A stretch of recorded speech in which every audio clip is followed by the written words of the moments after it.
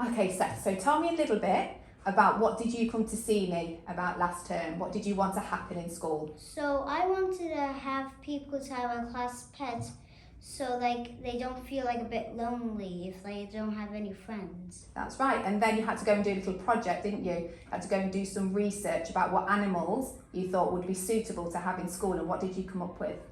I found that usually like some guinea pigs and gerbils and hamsters are really good because they can be like put into a small space and most of them are nocturnal, so you don't have to like deal with them most of the time in the day. Great. So they're easy to look after, do you think, in the class? Yeah. And one of the most important things that when we had a meeting with Mr. Farthing, following your idea, who's our principal in school, he asked you that why did you think that we needed to have animals in school? Why was that a good idea? Because it like brings joy to people if they like feel lonely or they don't have time to like play with like their parents, or like if they don't have a brother or sister to play with. That's right. So we decided that we thought it would be a really good idea to somehow bring some animals into school. And maybe even a little petting farm. Maybe. We did talk about that, didn't we? And you went away and drew me a lovely plan. Well, we've got a little surprise for you. So we're going to go down and take a look at all the ideas that you presented and what we've created for the school. Are you ready? Yeah. Okay. Okay, well, this young man here is called Seth. Hello.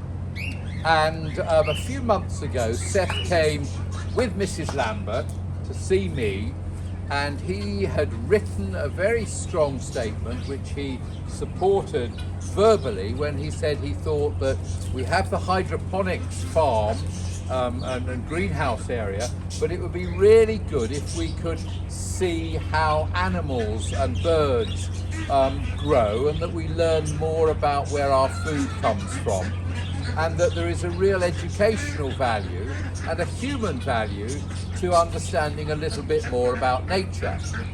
And so Mr. Nime, who looks after all of the facility of the school, built this beautiful little area here for children to come to see on occasion and see the way that different chickens and ducks and guinea fowl grow up, and other animals as well. So Seth, what do you think about it? So I think this is a good way to keep education and maybe have people go outside and learn for once. And maybe discover on how animals in your ecosystem works. And we have to respect them, and we have to see how they live and how they work together, and where the eggs come from and so on. And we also have to be very careful because this is a special place to come to, and we are compliant with all of the health and safety regulations that must be in place. And these birds and animals also have to have special inoculations and make sure they're completely safe. And we won't bring any children in to have a look unless we know that they have no allergies or anything like that. But I think this was a wonderful education initiative, and it's a really good example of the way that when good people bring forward good ideas, then good people make them happen. So Mrs. Lambert in particular, thank you very much indeed for pushing so hard to have this natural area in the school. I think it's wonderful. Thank you. Okay, that one's spicy. We have to call them, we have to think of some names as well. For the animals. Why don't you call this a cutie pie? What are we going to call him? Cutie pie. Cutie pie. That's a good idea. Maybe we could have a competition for the children that they can name. Because we're going to have to give the goat and the sheep a name.